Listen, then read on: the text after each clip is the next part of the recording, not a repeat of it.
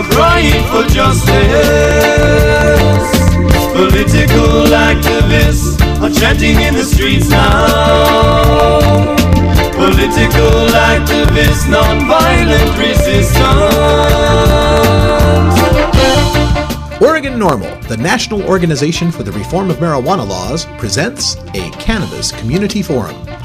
At Oregon NORML, we are leading the fight for common sense regulation of the most useful plant ever known to mankind, cannabis hemp. We stand for the safe, protected medicinal use of marijuana by patients legally enrolled in the Oregon Medical Marijuana Program. We stand for the industrial use of hemp to provide food, fuel, and fiber for America and a viable cash crop for Oregon farmers. We stand for the regulated private use of cannabis by adults. Most importantly, we work to reform state and federal laws regarding marijuana and bring an end to the harassment, arrest, and imprisonment of responsible, tax-paying American citizens.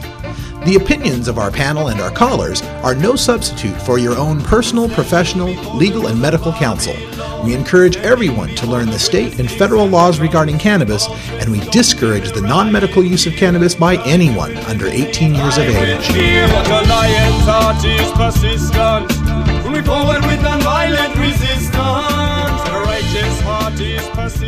All right, good afternoon and welcome to Oregon NORML Presents a Cannabis Community Forum for Sunday, October 6th, 2007. I'm your host, Radical Russ Belville, the Media Director and Associate Director of Oregon NORML, and with me today is our Legal Director, Paul Loney, back from a summer of exciting events.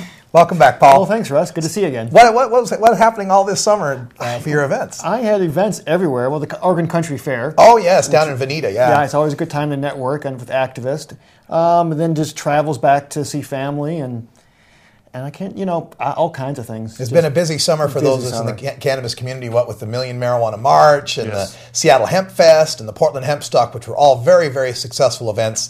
We're gearing up for some of the rest of our events here in the cannabis community. So if you get a chance to go out and get yourself a piece of paper and a pen, we've got all sorts of great information for you in the following hour about the medical marijuana community, the consumer cannabis community, and even some industrial hemp news if we can get to it. So let's start off with a few of our events that are upcoming for Oregon NORML and the cannabis community. The first event we want to let you know about is our cardholders meeting. We hold a cardholders meeting usually on the second Saturday of every month. But this month, we're moving the meeting ahead by 1 week to the third Saturday. So make a note of it. It'll be Saturday, October 20th, not the next Saturday, October 13th. The reason for that is the National NORML Conference will be down in Los Angeles, and the Board of Directors, most of us in the Board of Directors will be down there in Los Angeles representing the Oregon medical marijuana community and the Oregon cannabis community to our friends in Los Angeles. So the meeting is at the Mount Tabor Legacy Theater. That's at Southeast 49th Avenue and Southeast Hawthorne in Portland, Oregon, and that'll be Saturday, October 20th. The meeting begins at noon, but you need to be there earlier. You need to be there by 10:30, 11 a.m. at the latest. That's when we start to open the doors and process the meeting. We do check everyone's IDs and their medical marijuana cards, so you will need to bring your Oregon Medical Marijuana Program patient or caregiver card. If you've just recently registered and haven't yet received your card, bring your stamped paperwork. That's very important. Paul and I are always checking people's paperwork, and that's the one thing. What exactly is the stamp? It's got to be the... Well, the stamp it actually shows received by the DHS at your office there. So it's not enough that you just filled it out. Exactly. Not enough that you just filled out or mailed it in, which is why people who live here in Portland, like most of us, walk on down to the office, take it in there, pay your money, and have them stamp it right then and there. Yeah, bring that with the stamp, and you should be keeping that paperwork on your person anyway, so that you remain legal under the program. We also want to remind you need to bring your Oregon State photo ID for positive identification, and that way we can guarantee that we follow the law. Also, we will be having you fill out a small form to indicate that you recognize the medical marijuana law. This meeting is also only open to Oregon NORML membership. That's partially because of the Oregon law that says that it can only be a private gathering. It's not available for people who are in a public place. So you will need to be a member of Oregon NORML. You can join Oregon NORML from our website at ornorml.org, ornorml.org, or you can join at the door. It's an annual membership, and that will get you into, what's going to be 24 meetings. That's the other big news. In January, we're going to be increasing our medical marijuana meetings to twice per month beginning in January. But the next meeting again, October 20th, the third Saturday. The other event we want to bring up is the National NORML Conference. That is going to be this next weekend, October 12th and 13th in Los Angeles, California. All of the leading marijuana drug reform policy organizations will be represented there, including NORML on the national level, California NORML, Washington NORML, many NORML activists from all over the country, as well as Marijuana Policy Project, Oregon Green Free will be there, Voter Power will be there, as well as Americans for Safe Access, just every organization you could want. And we're very proud to announce that two of our members of the board of directors, myself and our executive director, Madeline Martinez, will be featured panelists at the conference. I will be part of a panel about the media and about public perceptions of marijuana, and I'll be presenting Be Loud, Be Proud, Embracing Pot Pride. Madeline will be on two panels. One panel will be the People's Power and Initiatives in 2007 and 2008 regarding political or state-level initiatives about marijuana law reform, as well as a discussion of medicinal cannabis distribution in America, where Madeline will be detailing the operations of our medical marijuana meetings.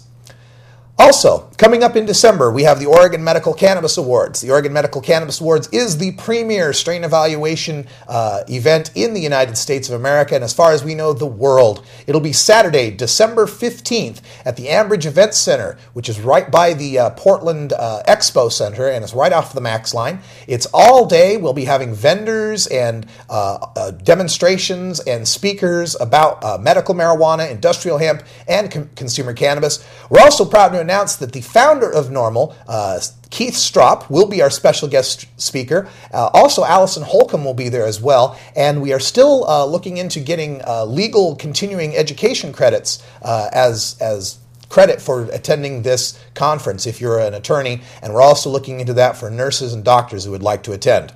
Other news, upcoming events, looking way forward to the future, the Million Marijuana March in Saturday, May 3rd, 2008 at Pioneer Courthouse Square.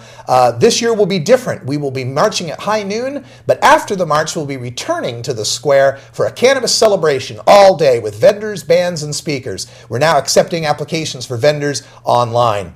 Finally, the Russ Belville Show, just to point out my show that is on KPOJ Radio here in Portland, Oregon. It's a weekend political talk radio show, Saturday mornings, 9 a.m. to 11 a.m. at AM 620 KPOJ and online at 620kpoj.com.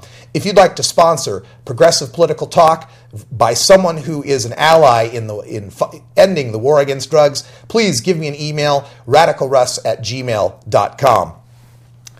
All right, now that we've covered up the events for the day, we want to turn to our headlines, the news here in Oregon about medical marijuana. We're going to skip down the prompter just a little bit to the next story on some arrests in Salem. And also, speaking with Paul Loney about this, that we have some new information about these arrests that happened out there in Salem. As soon as we can get that story up on the teleprompter, it'll be scrolled down just a little bit to the next story.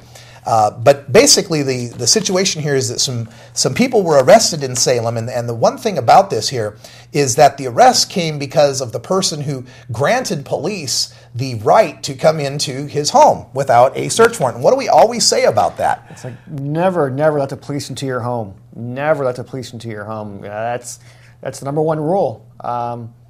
What else can you say about it? Yeah, if they don't have a search warrant, they're not coming in. Yep. And the story is this. This is reported out of Salem, Oregon. 3 Salem men were arrested September 24th for charges related to marijuana sales and possession.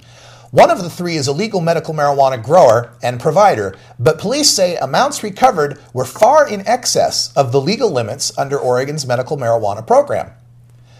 Salem Police Lieutenant Jim Engelmeyer says Salem Drug Activity Response Team detectives and the members of the Street Crimes Unit were conducting a drug investigation when they learned of a medical marijuana provider selling marijuana to a person who was not a legal marijuana patient. Police say the provider, 31-year-old Charles Hatfield, delivered a small quantity of marijuana. Hatfield was taken into custody without incident, said Engelmeyer. With consent, a search of Hatfield's residence was conducted. Seized was over 6 pounds of marijuana valued at $17,000, 17 grams of psilocybin mushrooms valued at $150, 25 mature and immature marijuana plants, $2,600 in cash, and 4 firearms and marijuana growing equipment. Engelmeyer says Hatfield is a medical marijuana provider for 2 people, which entitles him to have up to 24 ounces of authorized to have up to 48 ounces of dried marijuana and a combination of mature and immature marijuana plants, which would be up to 48. Salem police did not specify whether or not the guns located at the residence have any criminal implications. Now, originally when I brought this story up, I wanted to bring up that point about you don't let the police in without a search warrant, but now you have some breaking news or some recent news about how this case is proceeding. Well, it is because of the recent Court of Appeals case, which we're going to discuss later. The plants that they seized were wet. They were drying plants. And so that's why the police said there was over 25 pounds, because they weighed the stalks, they weighed everything. They tend to do that too. Yes. They don't weigh just the bud, just the medicine. No. They weigh the stalks and the leaves and everything. Yeah, because they just take one of those old-fashioned scales, or hanging scales, and it pulls the weight down, and 25 pounds. And the Court of Appeals said, no, you can't do that because it's not usable marijuana. And since the gentleman was a caregiver, he's allowed to have usable amounts of marijuana. But you don't get to that usable amount until it becomes usable, i.e. no longer wet. And of course, when it's not wet, it's not going to weigh as much either. Yes. So, once it did dry, he may well have been perfectly within the limits. And as the way the court looks at it is once he dries it out and he weighs it and realizes he has too much, he may destroy it, his excess, or give it away. But, until it actually is done drying, whenever that is, you don't know. That's a very interesting point here. So it looks as though that person might be in good shape now. This Hatfield person might be in good shape based on that new ruling. It is, and there's more. Obviously, that story was really sad. I mean, the one that I always found out was they talk about they find guns on the premise.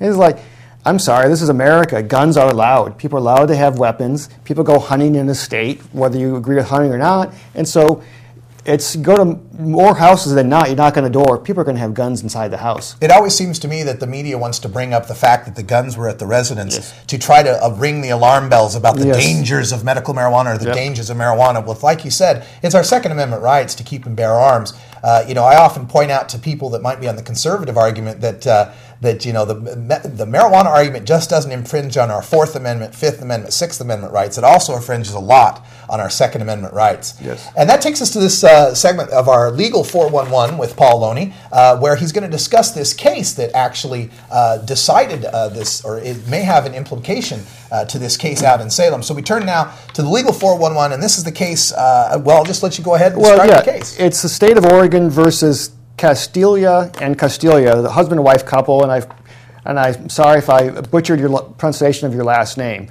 but the OMA definitions state you can have 24 ounces of usable marijuana today. This couple was arrested under the first version of OMA when they're only allowed to have 3 ounces. It's a sad case that somebody tried to break in and steal their medical marijuana. The husband was injured. He went to the hospital. The wife went to the hospital with him.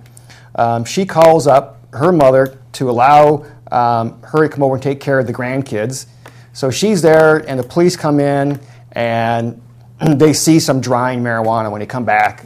That's the long and short of it. They see some drying marijuana there, and so they think that, oh, okay, look at that. I know from my experience and training that a pile of marijuana this big has got to be over 3 ounces. So therefore, he got a search warrant. The Court of Appeals said, no, you can't just do that. You can't just say that, because the OMA actually defines usable marijuana. For the people who aren't patients, it does any amount of marijuana, you're over the limit. 1 little gram, 1 little seed, whether it's usable or not, is over the limit. But for medical patients, it has to be usable marijuana. You don't weigh stalks. You don't weigh the little stems. You don't weigh seeds, because that's not usable marijuana for a medical patient. So therefore, the court agreed with the circuit court, which tossed out the search warrant, and therefore any amount of marijuana that was gotten. We don't know what if it was dried out, whether it would have been under 3 ounces or not. Mm-hmm. As the court pointed out, they could have tossed away anything over 3 ounces once it dried out. or share it. Come to ORNORML cardholders meeting and share it. Absolutely. That's what we encourage people to do is when if your garden is too large and you feel like you're going to be going over the limits, please donate your excess medicine to the meeting so that we can distribute it to other people in the state who could use that medicine. Yeah, with our meeting or some of the other groups that have There's plenty of people that are willing to help out there. That's what's great about our program is that it's about sharing and it's about trying to help each other without involving any sort of marketplace or profiteering involved. It's just, the kindness of strangers. Yeah, it takes away the fear factor because you don't know, because when our meetings, it's free. Yes. If you're out there on a black or on a gray market where, you got a fear factor. How much is this going to cost? Am I going to get ripped off? Because you don't know how strong it is or what kind of strain it is. In our meetings, people tell you, this is this strain, it does X. And if you don't like it, well, next time try a different strain. Yeah, that's the other great thing about the meeting is having so many people to bounce ideas off of and get information and advice from. So again, check out our website at www.ornnormal.org, and you get all the information on our meetings and how to attend. Also, interesting thing about this case where it says, this Oregon versus Castellaneta, or I'm so sorry, I'll probably mispronounce the name. Sorry. But this Oregon case where it says that wet marijuana that's just harvested, does not count toward a usable marijuana. It has to be dried buds or preparations thereof. But also, OMA defines what plants are as whether they're immature or immature, but they all rely on there being a root system and it being a live plant. So where does this wet marijuana then fit? That's just it, because the OMA is silent on that. As the court points out, OMA doesn't place any limits on wet marijuana.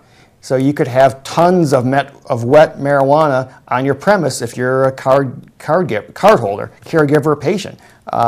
And that's, maybe the legislature will address that in this upcoming special session. Maybe they won't, but right now, if it's wet, you could have as much as you want. So it's pretty, that's where I think we're going to need some expert opinions on when wet marijuana becomes dry marijuana. And I think that if you're a patient out there or a caregiver, you should, and if you're worried, just like we always say, never let the police in without a search warrant. Keep your card handy, a copy of it next to your door, next to your garden. Keep a sign next to your drying marijuana, big bold letters saying, "Attention law enforcement, this is wet marijuana. It is not usable marijuana."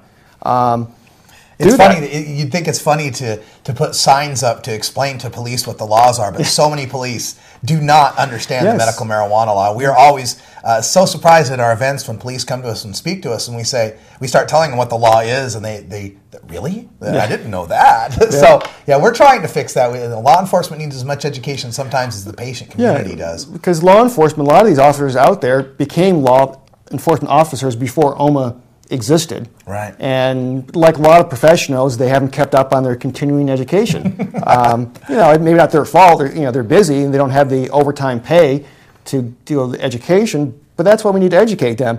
Because if I was, in my role as defense attorney, and if I was to see that in a future police report saying that officers came in and they saw a sign saying wet marijuana, I go, great. My client's going to walk away scot-free. Yeah. And that's what we look for as defense attorneys. Make a job easy for us if you're a patient or a caregiver. Absolutely. Stay within the law, know the law. Coming up also at our future medical marijuana meetings, we're going to be having we're going to be calling it OMA 101 or OMMP 101, so you can learn the law and learn exactly how to stay in compliance. Now, as we approach 20 after the hour, this is the time that we like to give you a little look at what exactly is happening in the world of marijuana. Every time you hit that 20 after, a lot of you know that 420 is the so-called code for when to medicate, and we're approaching 620 now here on the live broadcast, but I guess that means it's 420 in Hawaii, right? Exactly. Okay, so for all our Hawaiian friends out there, aloha. And this is a little video piece that we like to call the 420 Minute. It's going to take a minute and just show you exactly what's going on with marijuana in America. Grab your pens and papers. We got more information coming up with you right after this video. Stay tuned.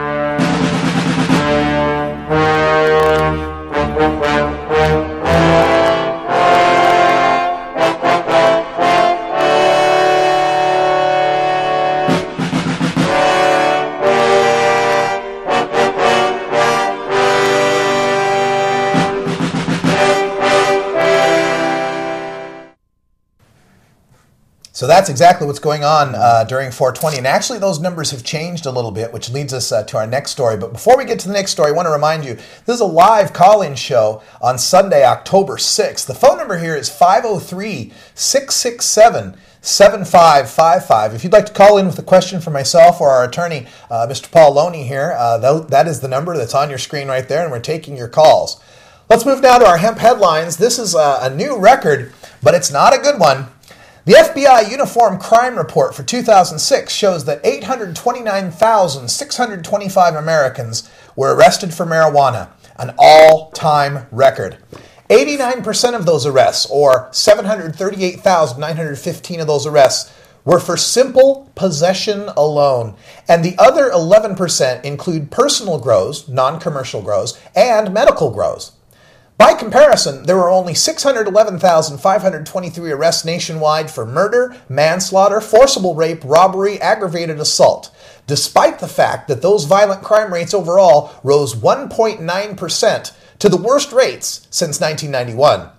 Arrests for violent crime rose only 1.3%, while arrests for marijuana possession increased by 6.1%.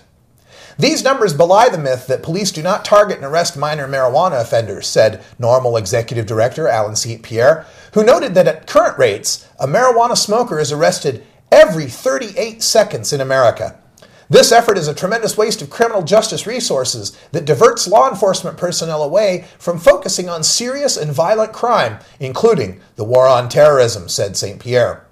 Only 15 years ago, there were just 342,314 arrests for marijuana. Marijuana arrests have nearly tripled since then. Present policies have done little, if anything, to decrease marijuana's availability or to dissuade youth from trying it, St. Pierre said, noting that young people in the United States now frequently report that they have easier access to pot than alcohol or tobacco. Two other major points stand out from today's record marijuana arrests.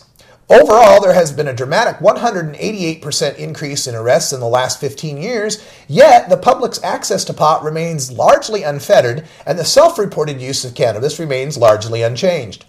Secondly, America's Midwest is decidedly the hotbed for marijuana-related arrests, with 57% of all marijuana-related arrests. The region of America with the least amount of marijuana-related arrests is the West, with 30%. The latter result is arguably a testament to the passage of various state and local decriminalization efforts over the past several years. Arresting someone for marijuana costs police time and court resources, and according to Harvard economists, up to 10 to 14 billion taxpayer dollars per year. Yeah, these new arrest reports, this is the FBI's own reports, the government's own reports, and to see the marijuana arrest rates going up while violent crime is increasing is just a travesty in America. Well, it is. It's sad, and just with the expense of it, because everybody complains about high taxes. I don't care who you are. Everybody complains about it, and we spend all this money on locking people up. And then even the police officers, when they go to court, they have to sit in the courtroom, probably an all-day thing, and they're going to testify for maybe 10 minutes. But they're all day, and that's when they could be out arresting violent criminals. I mean, that's what people want. That's why we have the social compact to allow people to carry weapons for us, is to prevent violent crimes and to solve them. Yeah, and all this police time, I've read statistics that state that every dollar that we put into treatment rather than incarceration saves society about $7.36 in the cost for prisons and incarcerations and judges and courts and cops and all of that. And then that report, if you get a chance on the internet, check out www.prohibitioncosts.org, and you get the information from that Harvard study that shows that we would save $10 to $14 billion every year if marijuana were simply taxed and regulated like hard liquor is today. Nobody's talking about putting marijuana in the 7-Elevens as like packs of cigarettes where anyone can get at them. But certainly we can all agree that marijuana, this beautiful plant here, this beautiful plant, can be no more harmful than hard liquor. So we should treat it the same. You also notice that when we talk to teenagers, teenagers always say that it's more difficult to get alcohol than it is to get marijuana. Why is the reason for that? Because marijuana dealers don't check for IDs. In order to get alcohol, you have to go to a state-run liquor store where IDs are checked and no minors are allowed. That's all we ask for marijuana, is that it be treated no worse than alcohol. Now, we are taking your calls here at 503-667-7555 if you have any questions for myself or Paul Loney. We're also coming up on the National NORML Conference. Now, you're not attending that one. Are you going to the one in Key West, though? Well, the Key West one is more likely. Okay. Key West, the pollution's much better than LA, certainly. Now, for those of you that don't know, the National NORML Conference, the National Organization for the Reform of Marijuana Laws, puts on an annual conference that features all of the leading experts and activists in the marijuana community, including medical, industrial hemp, and consumer cannabis. So we will be attending that conference coming up on the next week. Now, I want to go to our phones now. We have a couple of callers that are calling in. So, caller, you're on the Oregon NORML Presents. Can I get your name and what is your question?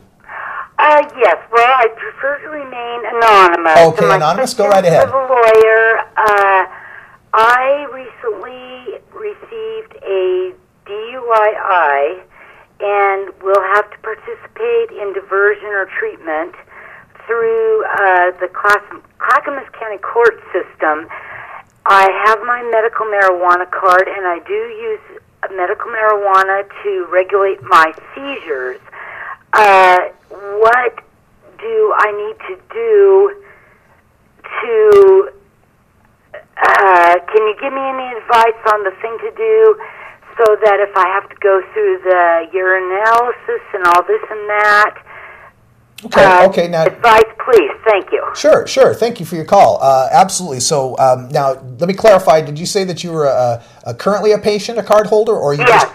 Okay, so you're currently a patient, and you're up to date with your card, and yes. You're under your legal limits. Yes. Okay, well, I'll defer this to Paul then. Well, if you haven't been sentenced yet, that you're going to want, if possible, talk to your attorney, of course, but suggest that get your doctor to testify to the judge, have your attorney make a motion to allow you to continue to be on the medical marijuana program.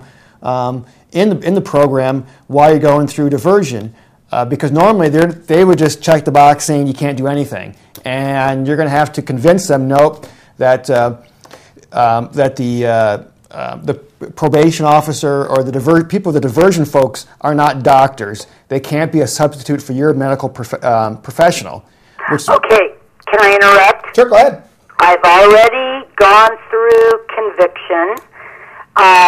Plead guilty, although all of the legal system knows that I have my medical marijuana card and my medical grower's card all the way through. Even on the things that I filled out that I need to report to for the little panel that sends me here or there for the diversion. So I've been up and above board about the fact that I have the marijuana license. Now, according to what I originally, or that I have gone to a class, I'm kind of at the beginning of all this, and they said that any medical marijuana license is revoked.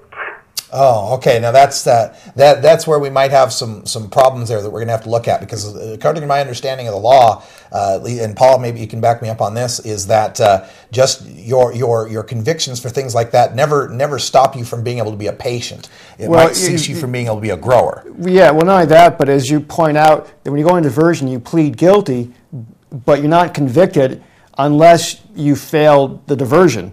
They hold that guilty. Exactly, and I know. Well, let me hold on a second. Hold on a second. Information that I've received so far, and none of excuse me for just a second, caller. This is hold on. This is something we'll have to take offline, because it's going to get a little more complex than the time we have available on the show. So I'm going to place you on hold, and then we'll have our people in the back there. We'll be able to get your number and talk to you, but we'll have to take this offline. Thank you for calling there. I appreciate that.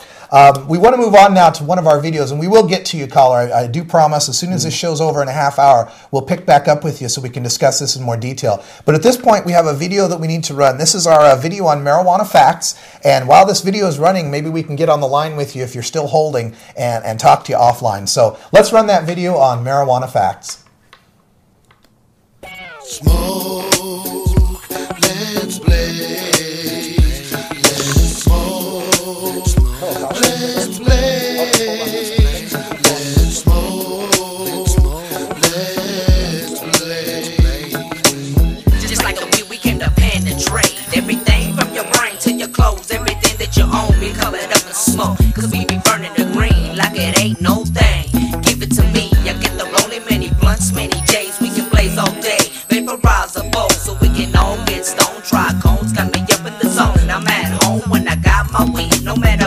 be. I needs to be high medically.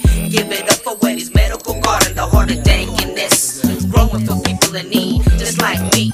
Loving the sticky icky green. My neck and my back, my hip, all I need is a bag of some medicated trees to give me red eye and keys. I'm loving the beat in the cloud that I puff puff. Cause you know that I need the smoke. Cause you know that I love the smoke. Every day and every night. MCM, they love the smoke. Marijuanos, they love the smoke.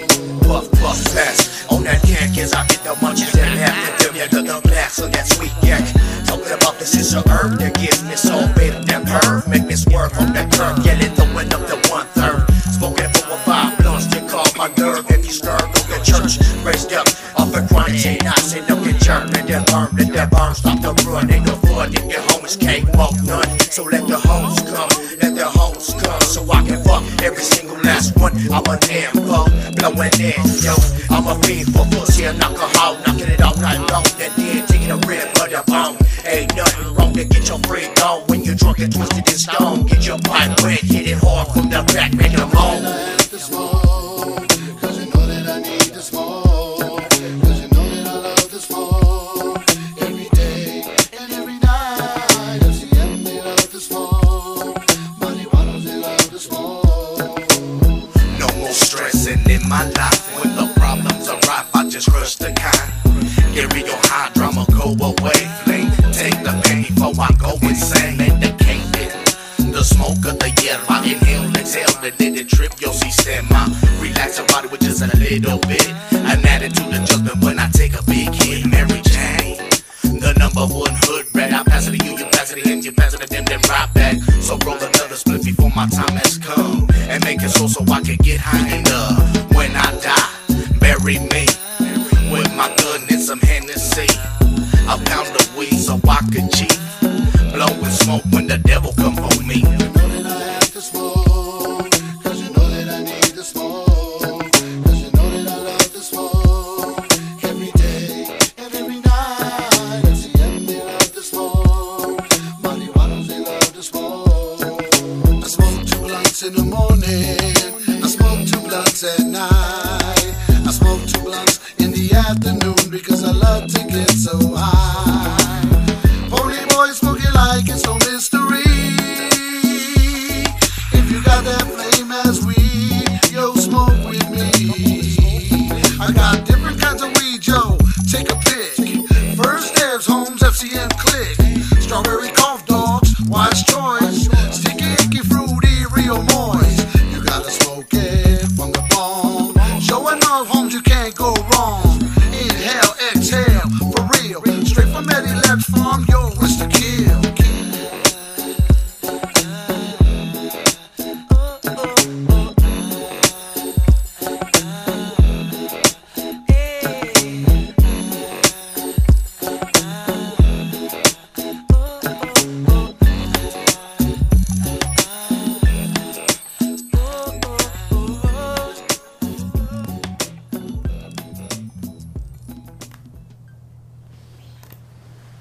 I want to thank Pony Boy and FCM Click from Los Marihuanos for the music for that video. You can check them out at Los Marihuanos4, the number 4, life.com, losmarihuanos4life.com. I want to turn now to another one of our hemp headlines. We've got some information now with regards to upcoming initiatives here in the state of Oregon. This story is about former Republican gubernatorial candidate Kevin Mannix, who has filed an initiative known as the Oregon Crime Fighting Act. The initiative is loaded with sections dealing with various aspects of violent crime in Oregon, including increased penalties for sex offenses, establishing methamphetamine strike forces, establishing commissions on domestic violence and sex crimes, and increased penalties for drunk drivers. But tucked away among all of these anti-crime measures in Section 1, Paragraph G, is language that, quote, replaces the Medical Marijuana Act with a more medically appropriate marijuana derivative and synthetic cannabinoid prescription program to focus help on those with legitimate needs, end quote. Which in other words means to repeal the Oregon Medical Marijuana Act without specifically telling the voters the popular law will be repealed. Section 10 of the Act states, quote, In order to reduce abuse of the system currently in place, the people hereby replace the Medical Marijuana Act with the following marijuana derivative and synthetic cannabinoid prescription program.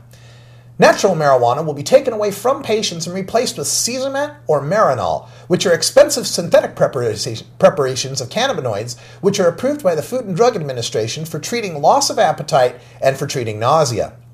Patients report that the synthetic pills, which cost $20 apiece and will be paid for by Oregon taxpayers, are not effective for many ailments and too side effect laden to be used consistently. And this is something we see the pushback coming now on medical marijuana, how they want to prescriptionize it. They want to turn it into a pharmaceutical where it has a barcode and it's in a spray or it's in a pill. When the natural plant, when this beautiful natural plant is all that so many people need to help with their afflictions.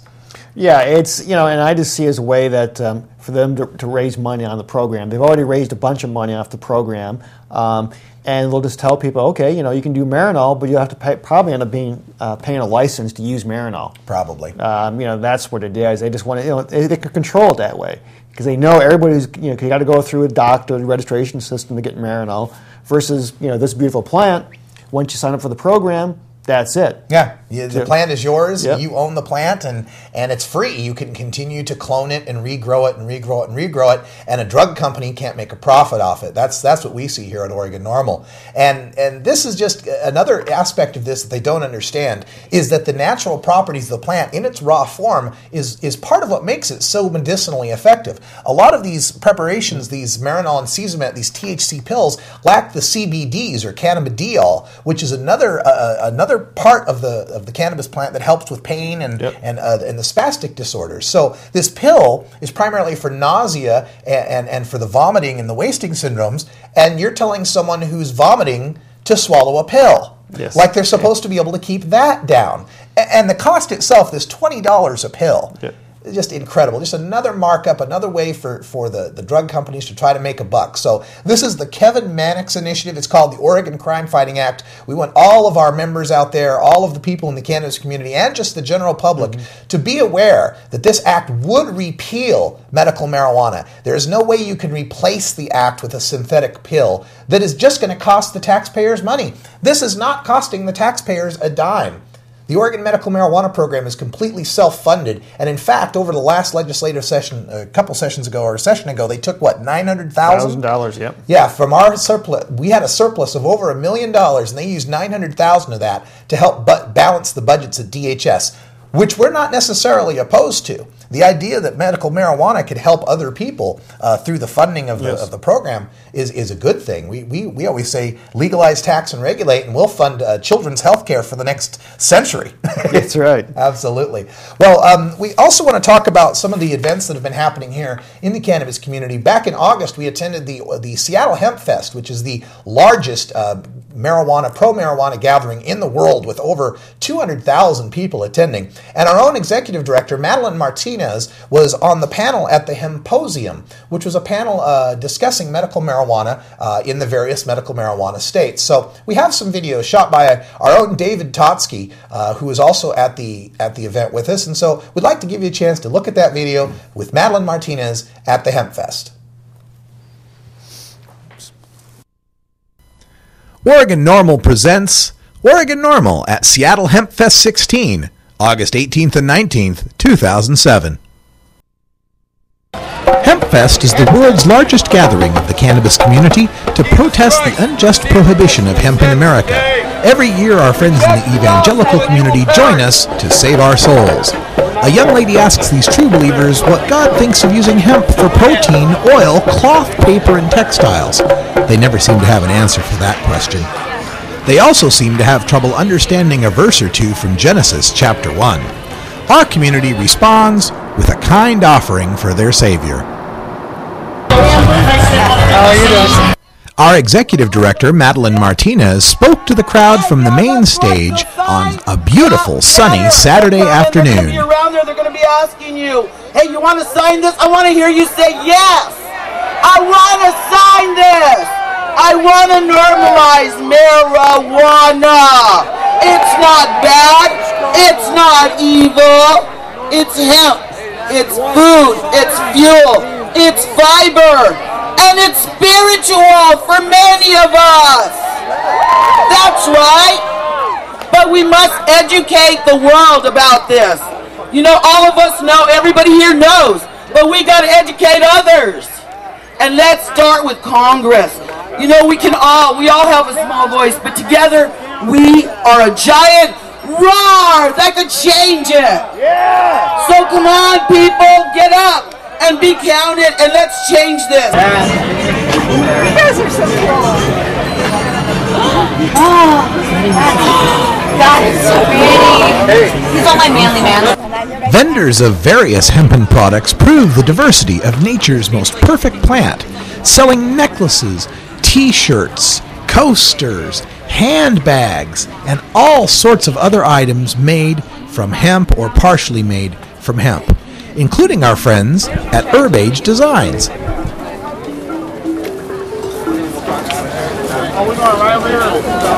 Right now, the government's trying to say, oh, we'll legalize hemp, but it's got to have low THC. Well, the THC is what hemp uses to protect itself from the UVB rays of the sun.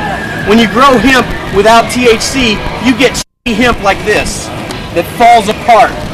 Real hemp with high THC levels, this would last 100 years. It wouldn't fall apart like this crap from Canada. HempFest is also about education. Madeline took part in the Hemposium panel on the state of medical marijuana in America. Thomas Jefferson and the rest of our ancestral liberators grew it in their front yards. There's 4 pages in George Washington's handwriting on how to grow seedless marijuana in the Smithsonian Institute. They knew what time it was. We don't need spatial laws. We don't need spatial permits. It is nothing more than, as has been alluded to by the other gentleman and the lady on this panel, a question of control. They want to control us. It's not about the marijuana, it's about control. Everybody here is probably going to go out and talk to somebody else about cannabis, probably not that far down the road. And what's going to be important when you do that is not only what you have to say, but your choice of words that you use to put forth to convey those ideas. In fact, if you look at where do our bad laws come from, almost every one of them starts off with some terrible, tragic incident that is then turned into a national symbol and then used to rationalize, and I don't use the word justify because I don't believe you can justify the kind of things that are going on. And we started the opposite way of California and Washington. We set up our program with the Department of Human Services, and we all have registry identification cards. We have now over 16,000 patients registered with our program. It is self-funded.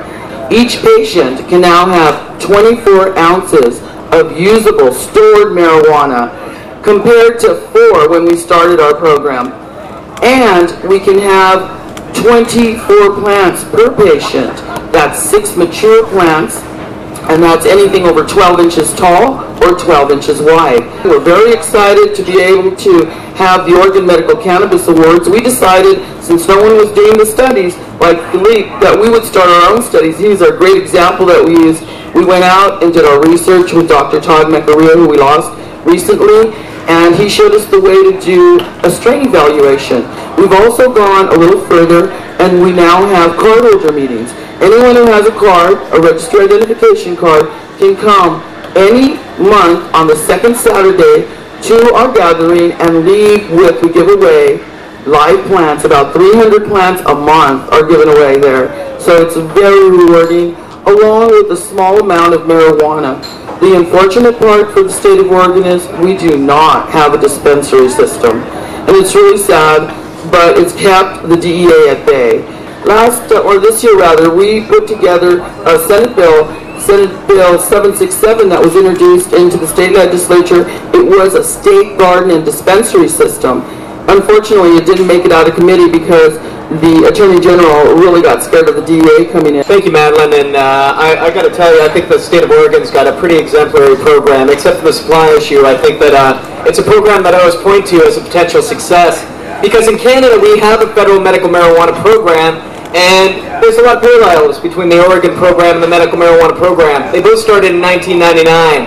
They both require a doctor's recommendation to get access to the program. You got to send in a picture, and they both go through a centralized body. But the difference between the Oregon medical marijuana program is that with 1/10 of the population of Canada, you guys have registered 16,000 people. In Canada, with 10 times your population, 1,800 people in the last 7 years. Our program is a failure. It's a sham. And what he told them is the need for diversity of strains, because not every strain is going to be work for every condition. It's that simple. Anyone who works with medical marijuana realizes that right away. Why? Because in Canada right now, our cannabis is so high in biological impurities. That's the federal supply, which, by the way, they grow at the bottom of an abandoned zinc and copper mine in Flin Flon, Manitoba, one of the most environmentally contaminated areas in North America because of 80 years of mining and smelting. Literally, this is where they're growing medicine for cancer patients. This is where they're growing medicine for Hep C patients and AIDS patients, and it's simply not good enough. And they make that single strain of cannabis available to end users after they mark it up 1,500%. Literally 1,500%. They're paying the producer $327 a kilo, and they end up charging the end users $150 an ounce. Our program is a shame. It's an embarrassment. Now, I know that your federal program in the U.S. is currently only supplying 5 people. Yeah, we might be supplying 350 people, but it's not a better program. It's just a bigger scam. It's very interesting to listen to Philippe Lucas there, and he'll be probably there at the National NORML conference as well, discussing the differences between the Canadian program and the Oregon program, and that just, we talk about our Oregon Medical Cannabis Awards and how we're always trying to identify the different strains that will help people, and he makes a very good point about that. Oh, it is, yeah, because there's some people that I've known that they just can't handle most of the strains that are out there. They have their one little strain that helps them for their one little illness or condition, and that's what they need. It's been a beautiful thing here with our program with such high limits where people can grow so many plants, and the fact that our law allows the free exchange of plants has led to a genetic boom here in Oregon. And I would venture to guess that Oregon medical marijuana is probably the top in the world, with California and maybe a little bit in Amsterdam with what's going on there, but they're definitely second to none here in the state of Oregon. We have one more story here to cover in our hemp headlines, and this is just notable for the fact of the person who's behind it. San Francisco Mayor Gavin Newsom proclaimed that the nation's war on drugs is a total failure and insisted the crime rate would go down if the government spent money on treatment as opposed to jailing people with drug problems. If you want to get serious, if you want to reduce crime by 70% in this country overnight, end this war on drugs, he told reporters at City Hall on Thursday. The mayor continued, "You want to get serious, seriously serious about crime and violence? End this war on drugs," end quote.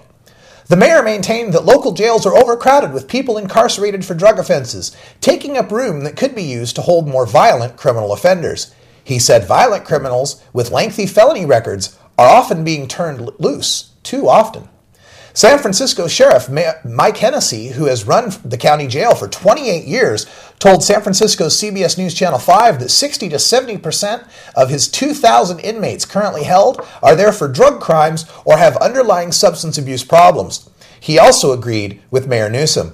Quote, "No, the war on drugs is not working. The war on drugs is not working because we are relying on law enforcement instead of on treatment," end quote, Hennessy said. But Gary D'Angelis, who heads the San Francisco Police Officers Association, said ending the war on drugs wouldn't bring an end to crime. Quote, "I don't think that you give in to a problem just by acquiescing. I think there does have to be control, and I don't think legalizing drugs is the answer," end quote, he said. D'Angelis pointed to 3 murders occurring in San Francisco, which means the city has already surpassed the last year's homicide total.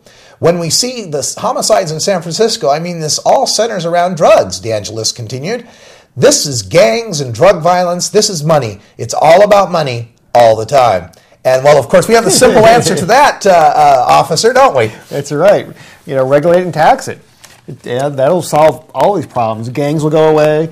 The money issue will go away. When's the last time you saw a Budweiser gang? Yeah. Or a Hennessy gang. Bring up the name Hennessy, right?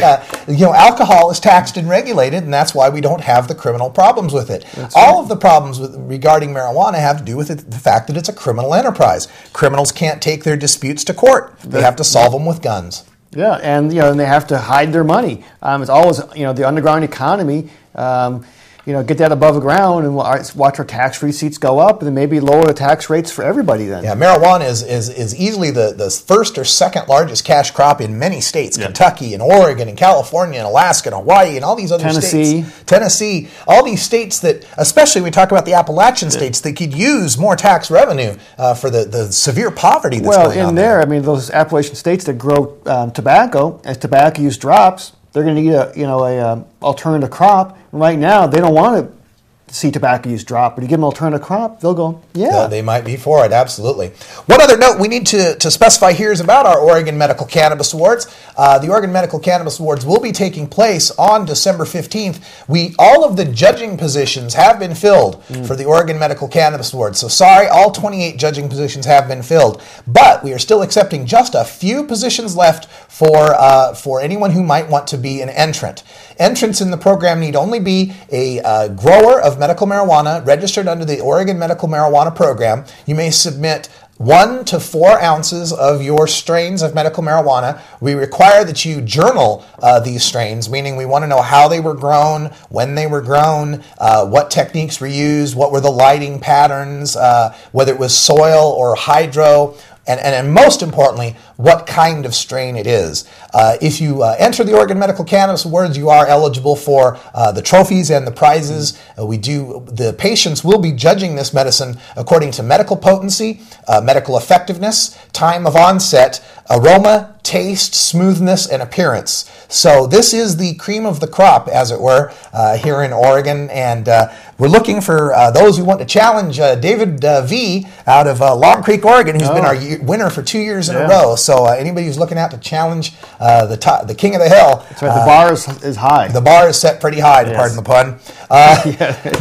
We will be accepting the entrance up until November 10th. November 10th, Friday, is your last day to be able to turn in your entries if you're interested in joining the contest. On November 17th is when we'll be distributing the medicine and the judging packets out to our judges. So you've got till November 10th if you're interested. Give us a call at 503-239-6110 or check our website at ORNORML.org where you can download the entry forms and learn more about the contest. All right, last part of this, speaking of medical marijuana, one more segment, our Legal 411 segment. We turn to Paul Loney for a quick look at the conditions and the medical marijuana law and how you can get medical marijuana for yourself. Yeah, that's right, folks. People always ask, and the conditions that qualify a person to get a card here in the state of Oregon are Alzheimer's agitation, cachexia, cancer, glaucoma, HIV, AIDS, chronic nausea, chronic pain, which is the big category by far, seizure disorders, and persistent muscle spasms. And please note, it's not for depression, anxiety, or post-traumatic stress. I get a lot of calls from clients who are depressed, and the depression leads them to breaking the law and getting arrested because they were trying to self-medicate. So please, see if you can't, go to your doctor. And there's also a way, of course, to get your condition, to get it, petition it to get it recognized. I know there's been people trying to get post-traumatic stress recognized, especially now for our returning Iraqi war veterans. Many of them have post-traumatic stress, they're finding out. I think they say now that basically everyone coming back from Iraq has post-traumatic stress to some degree. So a lot of them may be helped by medical marijuana. There's also some more slides that we have here to show you what are the conditions that you must apply with as well, as far as you must register with the Department of Human Services. Let's get that slide up on the board there. Yeah, physician statement. Go right ahead. The first thing, you need your physician statement recommending the use of medical marijuana. Clinics can help you. If your doctor won't sign off the recommendation, you just bring in your record to the clinic. The clinic will look at the record, make sure they're sufficient, they do document your condition. Then by law, they have to give you a physical, and then it costs $100 to the state DHS, and it's less if you're on OHP, the Oregon Health Plan, or receiving SSI. And again, the clinics, there's lots of clinics here in town and throughout the state. They're a big help, and they're always busy. So if they're flustered when you call them, please accept that. They'll get back to you. We've also got information on what you'll need once you have registered with the program, just exactly what the program means to you and some of the limits. So we want to make sure that you understand these limits as well. Let's put that slide up on the screen as well. Yeah, the limits are very, very important. Card holders are limited to 24 ounces of dried medicine, i.e. usable marijuana. That's what the law says. 6 mature plants, which are less than 12 inches, as Madeline was just saying, 12 inches high and 12 inches tall, and no buds. And you can have 18 immature plants, your starts, your next generation. And you can only reimburse your caregiver for direct supplies and expenses, not for their labor, and the patients own the medicine, not the caregiver. That's very important because that wasn't clear under the original OMA rules. Yeah, that's something that we always like to make note of, is that without the patient, the caregiver and the grower don't exist. Yes. It's the fact that the patient has the legal standing to use medical marijuana, which is what even allows a caregiver or a grower to possess or grow the marijuana. So that marijuana is the property of the patient. That's right. So as we close out for the day, we want to remind you, if you're going to attend our next medical marijuana meeting, it will not be next weekend, October 13th. The next meeting will be on October 20th at the Mount Tabor Legacy Theater, Southeast 49th Avenue in Southeast Hawthorne. You must bring your OMMP card or your stamped paperwork. You must also bring your Oregon photo ID or driver's license, and you must be a member of ORNORML. You can join ORNORML at the door, or check our website at ornorml.org/join. And for Paul Loney, our legal director, I'm Radical Russ Belville, the associate director and media director for ORNORML, and all of our crew. We are ORNORML, and this has been ORNORML Presents. We are on the first and third Sundays of every week here on Channel 11 at Metro East Community Media. Channel 11, 6 o'clock, first and third Sundays live, and then on Channel 21, rebroadcasts Saturday nights at 6 p.m. So if it's 6 p.m. on the weekend, you've got us here on your dial. Check us out. We'll be back next time, and stay safe, everyone.